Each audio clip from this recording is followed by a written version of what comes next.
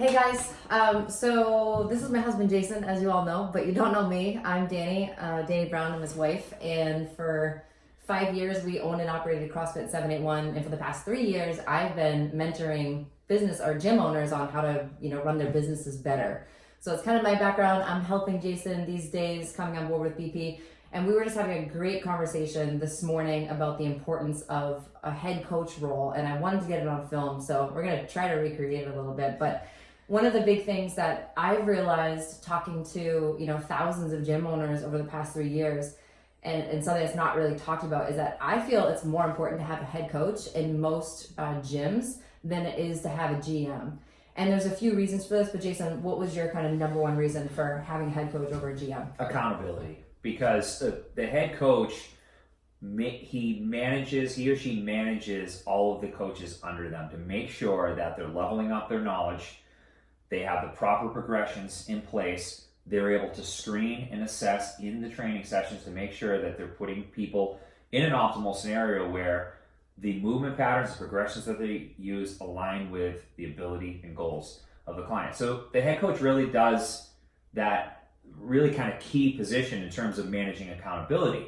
In the military, we talk about senior leaders managing younger soldiers and having some level of accountability, whether it is going through certain checks and balances and making sure that our knowledge is up to par. The head coach has really a vital role in that to make sure that their staff is always in the know in terms of program design, in terms of how the body responds to stress, basic things that you don't get at a CrossFit level one. That's what the head coach is. They're responsible for teaching them very basic principles.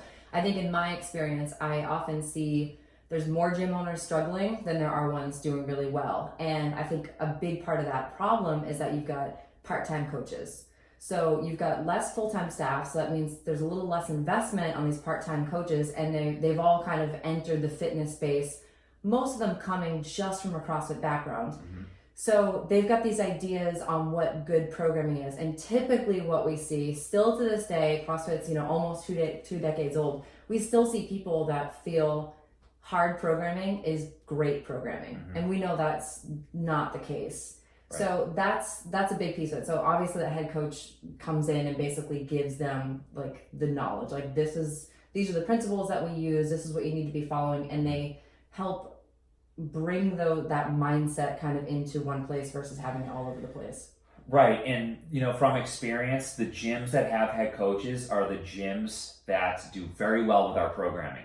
Yeah. Because the head coach can see the big picture. He can take the materials that we give them and make sure that the coaches are reviewing it.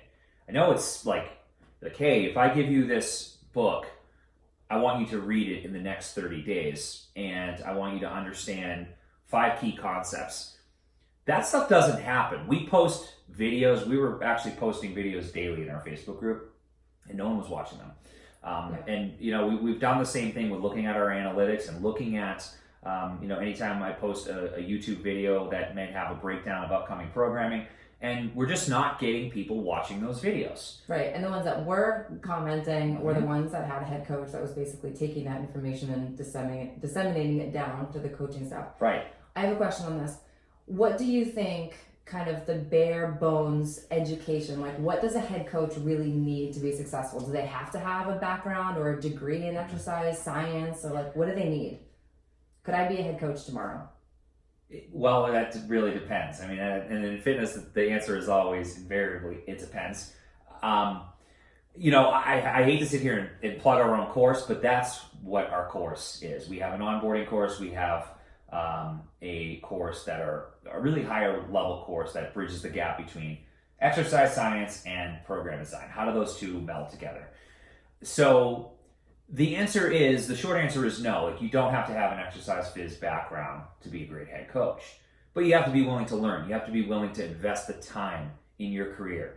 And it's no different than going to school for 4 years. You invest the time in what you're doing at school, whether it's exercise or not.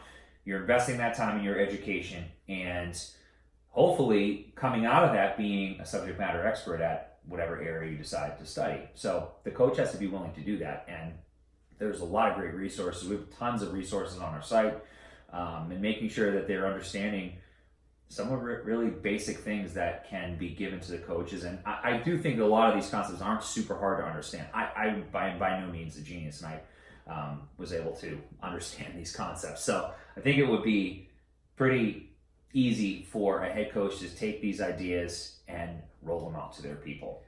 And what about a gym that does not have the funds to, employ a head coach, or just doesn't, maybe there's two people running a gym, one of them can be a head coach? Like, what do you think that looks like? Someone has to assume the responsibility of managing coaches. Now, whether or not you're an actual head coach, that's irrelevant. You have to manage your coaches. Just like we screen our clients. Can you do a squat? Yes or no? That's a quick judgment. Can you coach progression if you can't do a squat? So we have to screen our coaches just as we would our clients. But the screening now is based on their level of knowledge, their level of thinking on the fly, being able to put people in better positions. If they can't do that, then what are you doing? You're doing your people a disservice if you have no accountability on that. Because people are going to come in that can't squat or can't hinge, and you're going to let them do it, and then they're going to get hurt. And then CrossFit, the reputation of being injurious, that's going to continue to precede it. So that's something that we need to be getting a handle on. Awesome. Well, hopefully you guys found this helpful. I know this was a really insightful conversation for us, and I don't think, like Jason said, if you're in that boat of struggling with your gym, I don't think it's necessary to run out and hire a head coach. But I think Jason's onto something here with the idea that you need to have someone that is the voice, saying this is what we preach, here's why, right? There's science behind it. It's not just a collection of hard workouts that are going to leave our clients laying on the floor looking at the ceiling every day. So hopefully this starts to kind of, get the wheels spinning in your mind. Hopefully it was helpful. Yeah, again, accountability. Someone has to manage that accountability, whether it's you or you hire a head coach. Someone needs to make sure that there is some type of quality control in place.